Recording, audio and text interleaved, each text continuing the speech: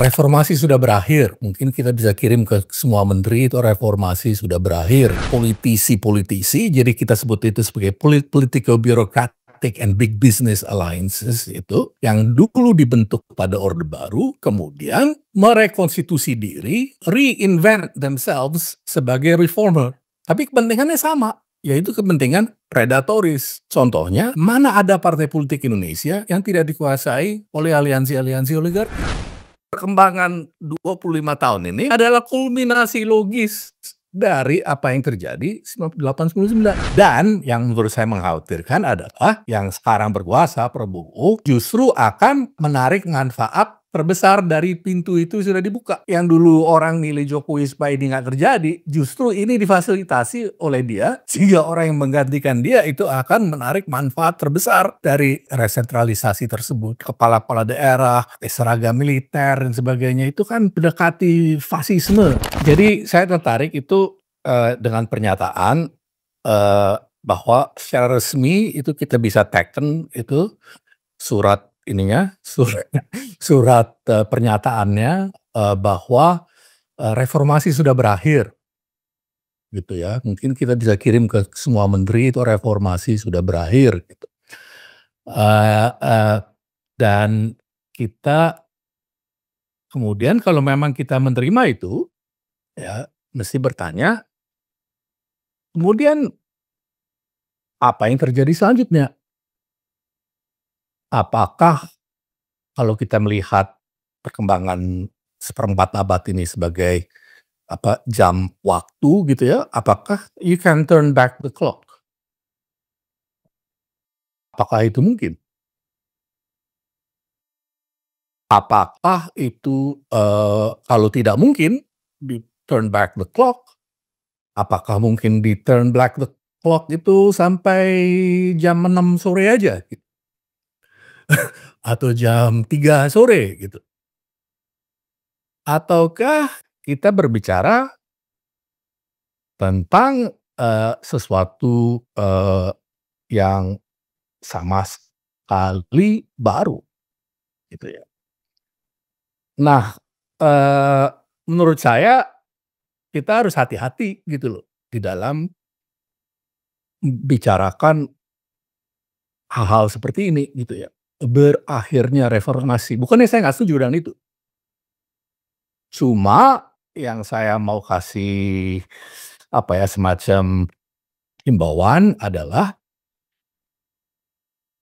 jangan kita kemudian karena keliru menganalisanya, lalu kemudian tindakan-tindakan yang dilakukan, ekspektasi-ekspektasi kita itu juga keliru.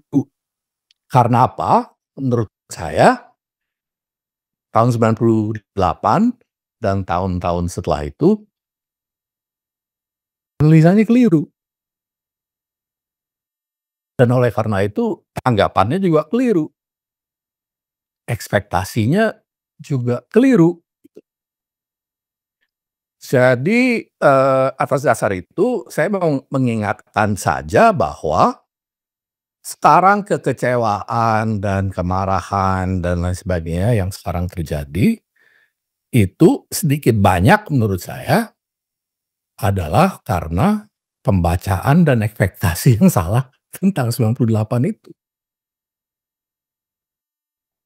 Jadi, kalau seandainya kita menganalisa 98 ke atas, dengan cara tertentu, mungkin bahwa apa yang terjadi tahun 2017 atau apalah, whatever the starting point is itu, apa yang terjadi pada saat itu, mungkin kita nggak heran gitu loh.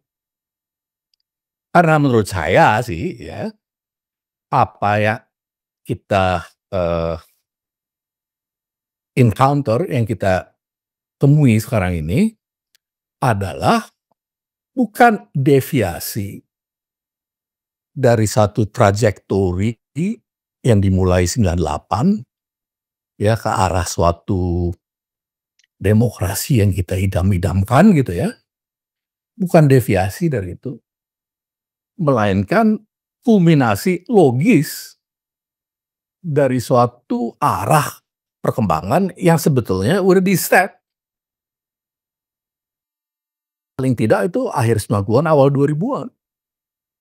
Oleh karena itu, di dalam buku yang tadi disebut, saya tulis dengan Richard Robinson, itu yang memakai kata oligarki itu, sebetulnya kalau sempat dibaca ulang, banyak hal yang kita lihat sekarang ini sebetulnya diantisipasi.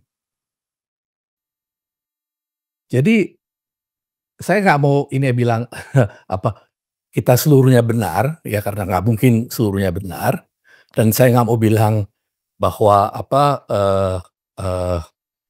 saya juga nggak mau bilang I told you so gitu ya, karena itu juga apa namanya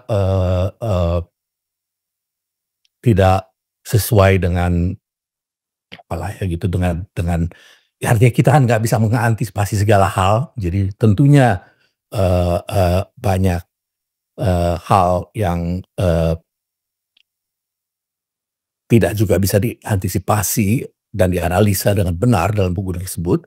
Tapi pada dasarnya kita mengatakan premis kita begini, bahwa reformasi itu dari awal sudah dibajak oleh kekuatan-kekuatan oligarki. Saya udah ngomong kayak gitu dari tahun 99. Saya udah ngomong gitu dari tahun 99. Ketika yang lainnya itu berbicara tentang transisi demokrasi. Ketika tahun-tahun 2004-an itu orang bicara konsolidasi demokrasi, buku itu keluar dan mengatakan bahwa yang terjadi adalah konsolidasi oligarki.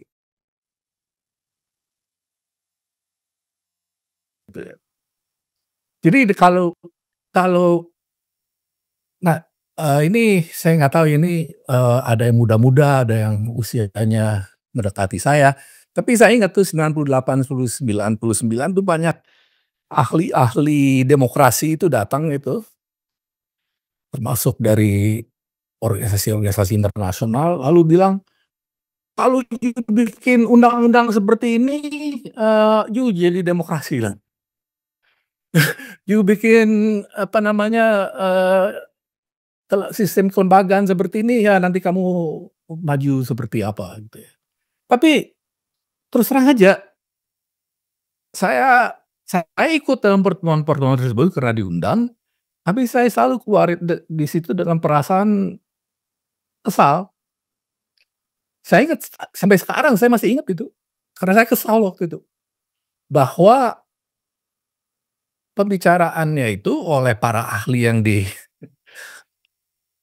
diimpor dari berbagai tempat itu tidak menganalisa sejarah dan struktur sosial ekonomi dan politik Indonesia gitu ya. Seakan-akan kita bisa dengan technocratic fixes gitu ya, mengubah segalanya tanpa perimbangan kekuatan sosial ekonomi politik itu berubah. Yang kami katakan di tahun 2004 adalah bahwa perimbangan kekuatan sosial ekonomi politik itu tidak berubah setelah Orde Baru jatuh dan reformasi dimulai. Jadi adalah koalisi dari bisnis besar, birokrasi tinggi, politisi-politisi, jadi kita sebut itu sebagai political bureaucratic and big business alliances itu, yang dulu dibentuk pada Orde Baru, itu kemudian merekonstitusi diri dan kemudian reinvent themselves sebagai reformer. Tapi kepentingannya sama, yaitu kepentingan predatoris. Artinya apa? Kepentingan predatoris artinya berusaha untuk menguasai akses kepada sumber daya publik dan institusi-institusi yang berkaitan dengan sumber daya publik untuk kepentingan akumulasi modal privat. Jadi kepentingan-kepentingan ini telah dibentuk pada masa Orde Baru dan dia walaupun Orde Baru secara institusional bubar, dia itu tidak bubar. Dia mengambil alih institusi-institusi baru dan beradaptasi dengan, contohnya, mana ada partai politik Indonesia yang tidak dikuasai oleh aliansi-aliansi oligarki.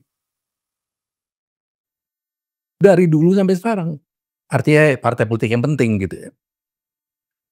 Di buku itu kita menulis tentang migrasi orang-orang Golkar kepada PDIP. Sekarang ini orang bermigrasi antar partai seenaknya aja gitu. Karena apa? Nggak ada perbedaan antara partai-partai ini. Tidak ada perbedaan dalam program, ideologi, mau dibilang Islam, nggak Islam. Nah, sebetulnya nggak begitu penting juga gitu. Tidak ada perbedaan dalam kebijaksanaan. Yang ada adalah kepentingan bersama untuk tetap melaksanakan praktek-praktek predatoris tersebut, tapi sekarang lewat institusi demokrasi. Oleh karena itu,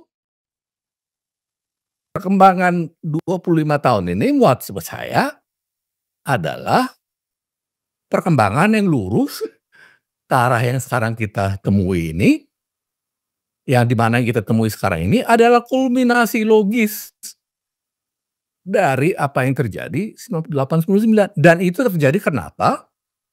Karena ketika Soeharto jatuh dan oligarki itu goyah oleh krisis ekonomi dan politik, tidak ada yang bisa masuk menggantikannya. Tidak ada kekuatan-kekuatan alternatif yang terorganisir, yang mempunyai ideologi tandingan, kebijaksanaan tandingan, basis massa tandingan gitu ya, yang bisa menggeser oligarki tersebut. Ya. Nah, kalau seperti itu keadaannya, sekarang kita ke sekarang ini, you bilang reformasi berakhir. Ya, tapi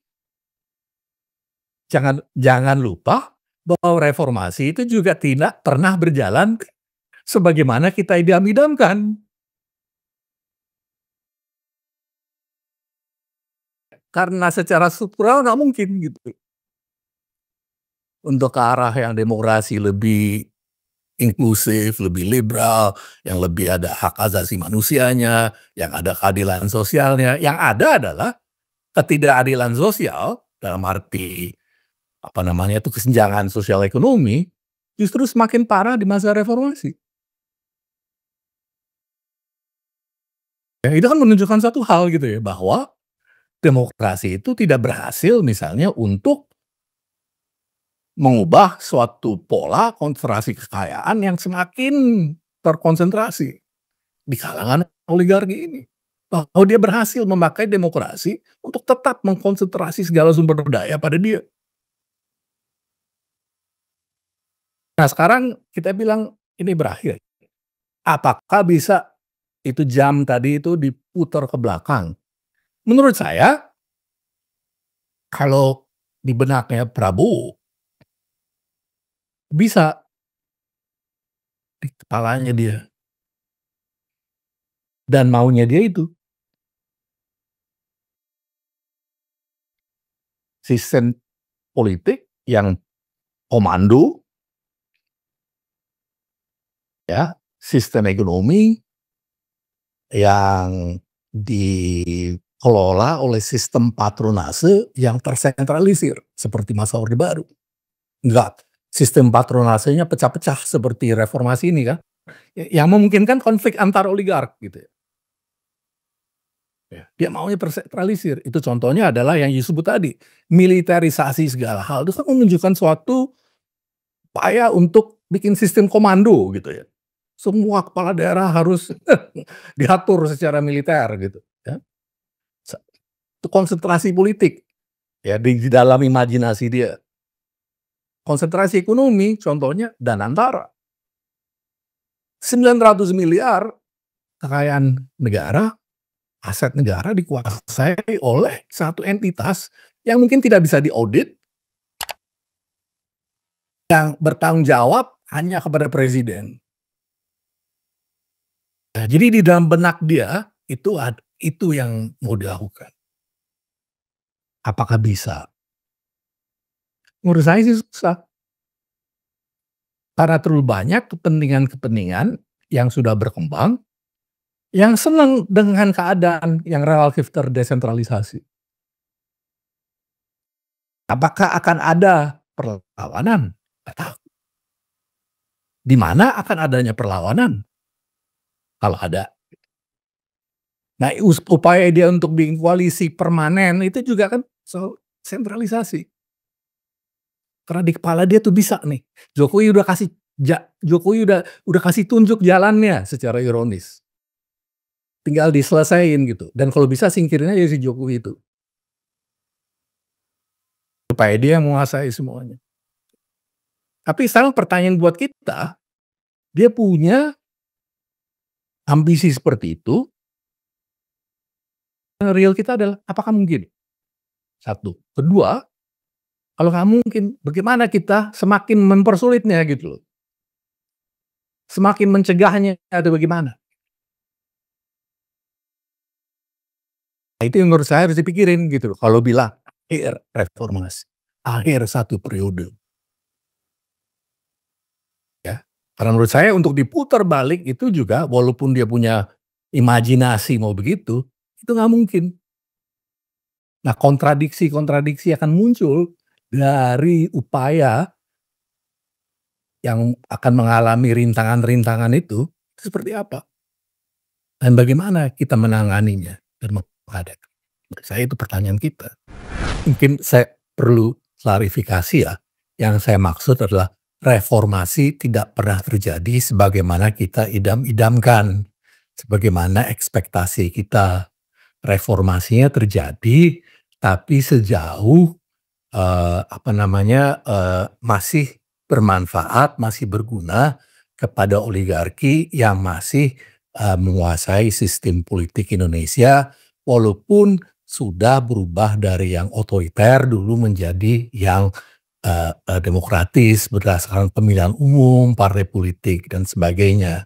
Jadi sebagai hasilnya itu memang ada kebebasan yang lebih besar dalam berpendapat dan lain sebagainya yang sekarang mulai dipukul balik gitu ya. Dan saya kalau nulis di Kompas misalnya udah nggak disensor lagi, nggak seperti zaman Orde Baru gitu. Dan itu adalah hal-hal ya yang penting. Cuma yang saya kemukakan adalah bahwa lepas dari yang seperti itu ya, pada dasarnya dominasi dari oligarki yang dibentuk pada Orde Baru itu masih bertahan walaupun kita mengalami seperempat abad reformasi gitu. Jadi kalau sekarang ini kita kecewa ya dengan hasil-hasil yang belakangan ini, menurut saya agak salah tempat juga gitu. Karena yang salah tuh ekspektasi kita dulu gitu. Ya, nah apakah kemudian ini sekarang, bisa, berlangsung sebagaimana yang lebih sesuai dengan yang mungkin kita idam-idamkan, ya menurut saya semakin, jauh ya semakin susah, terus terang aja gitu ya. Jadi di tahun 98, 99, sampai 2000 itu tidak ada kekuatan dari masyarakat yang bisa mengisi kekosongan sesaat gitu ya, yang ditinggalkan, pada waktu oligarki itu sempat goyah gitu ya karena krisis ekonomi dan politik, itu kira-kira 98, 99.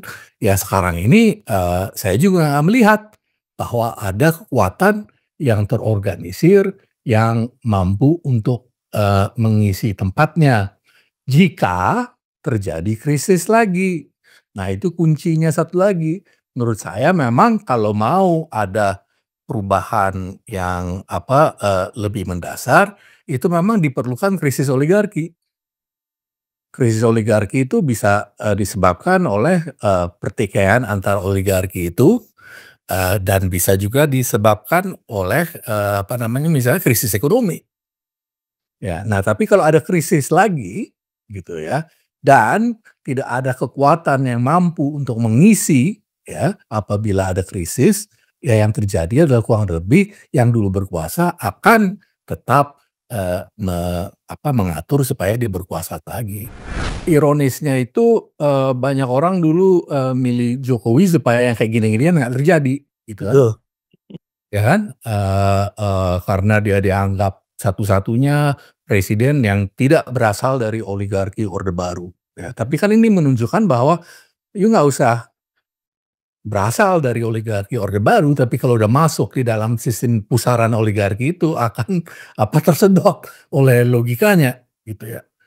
Nah, yang sebetulnya terjadi menurut saya sih memang itu, yang seperti dikemukakan tadi adalah ada upaya untuk melakukan resentralisasi, ya. Dan yang tadi saya bilang ironis adalah itu dilakukan oleh atau dimulai oleh orang yang sebetulnya adalah hasil dari fragmentasi atau desentralisasi dari oligarki tersebut, gitu ya. Dengan runtuhnya Orde Baru kan ada sistem-sistem patronasinya jadi berkembang biak gitu dan saling bertikai dalam bentuk, ya yang kita lihat adalah dalam bentuk, ya partai politik, koalisi partai politik. Di koran tuh dijelasinnya sebagai partai lawan partai. Saya nggak pernah percaya itu loh.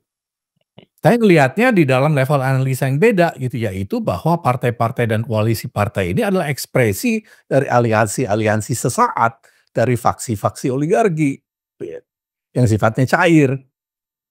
Nah, yang sekarang dibuka lebar jadi pintunya oleh Jokowi ini adalah ke arah resentralisasi walaupun dia hasil dari desentralisasi.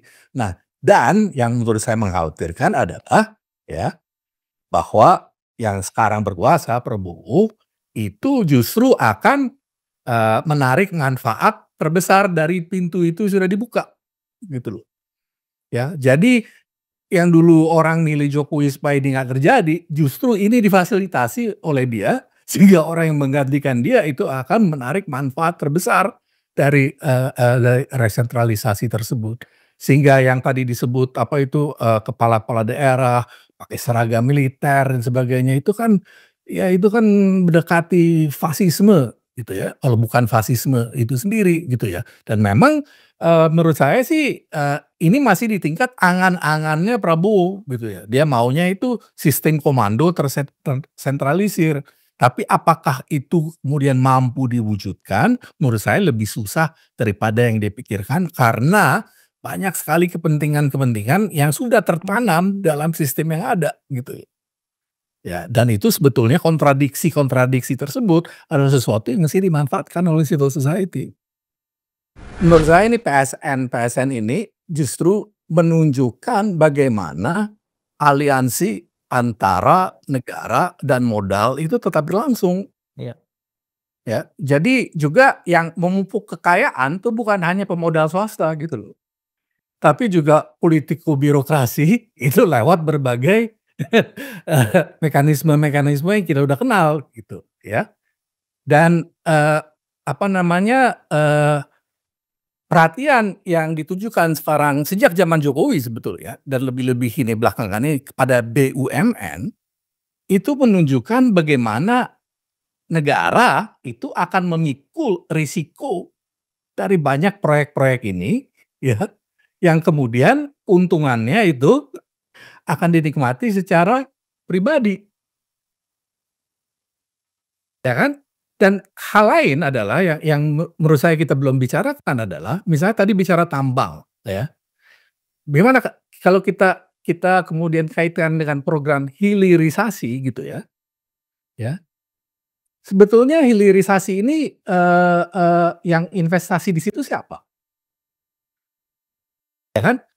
Ininya, apanya, proyeknya dibuka oleh negara gitu, modal swasta sebetulnya nggak punya technological know how-nya, ya, modalnya juga dia nggak mau ambil risikonya, jadi bawanya dari asing kan, Cina yang kelimpahan duit, ya kan. Jadi di sini ada sesuatu menurut saya yang juga penting dilihat ini, negara ngambil risiko, undang investor asing yang kelimpahan duit, yang nanti akan juga menguasai sumber daya alam kita, dan pengusaha swasta dan birokrat-birokrat yang korup akan menikmati keuntungannya, dan masyarakat lokal akan mengalami dislokasi. Soal itu ya, oligarki itu semakin mengambil posisi posisi politik dan birokratis secara langsung, itu memang suatu perkembangan yang relatif baru. Dalam arti zaman Soeharto ada, tapi nggak sebesar sekarang. Artinya dulu ada Bob Hasan, ada Tutut gitu ya di dalam kabinet gitu ya. Tapi sekarang ini memang banyak sekali orang yang apa berperan di dalam bisnis itu mau ngambil posisi politik langsung. Jawabannya menurut saya terletak di sini. Salah satu perubahan yang penting yang belum diteliti menurut saya sih secara benar, itu adalah munculnya pengusaha-pengusaha dalam tanda kutip pribumi gitu ya, yang yang berkembang itu karena mendapatkan kebijaksanaan preferensial sehingga mendapatkan hak-hak untuk mengelola tambang, kelapa sawit dan lain sebagainya. Ya itu sebetulnya itu proyek untuk mengembangkan burjuasi pribumi ini kembali kepada program Benteng dan kemudian dilanjutkan oleh Seknek di zaman Orde Baru, dan sekarang ini tanpa program. Ini sebenarnya terjadi karena kaitan-kaitan politik dan ekonomi yang berkembang sedemikian rupa, ya. Nah dulu-dulu itu, ya, kalau pengusaha besar yang etnis Cina misalnya, selain Bob Hasan itu belum pernah ada yang duduk di dalam kabinet gitu, ya kan. Nah sekarang ini mereka pribumi, ya mereka nggak usah malu-malu gitu ya untuk langsung duduk dalam kabinet gitu. Tapi pertanyaan saya, what's the difference gitu? Dia pribumi atau dia Cina gitu ya, apakah dia mewakili kepentingan orang secara lebih luas, secara lebih baik? Menurut saya nggak juga, karena dia dari lingkaran-lingkaran itu juga gitu ya. Tetapi dugaan saya adalah ini kartu yang bisa dipakai di masa depan. Kalau terjadi persaingan-persaingan antar oligarki, bahwa saya pribumi dan satu langkah dari itu adalah saya Islam. Jadi dengan kata lain, ya, unsur SARA bisa kapan aja gitu dimasukkan di dalam pertarungan antar oligarki ini. Kita udah lihat ini bahwa misalnya dalam serangan terhadap dua itu yang difokuskan adalah ini aguan Cina, 9 naga besar. Nggak ada masjid.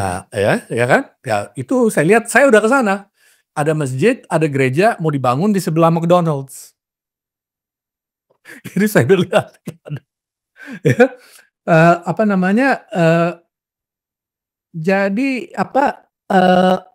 bahasa-bahasa politik yang sifatnya sara itu bisa sangat di masa depan gitu ya karena udah pernah dipakai beberapa tahun yang lalu dan kadang-kadang dipakai di daerah-daerah gitu ya sesuai kebutuhan aja kan.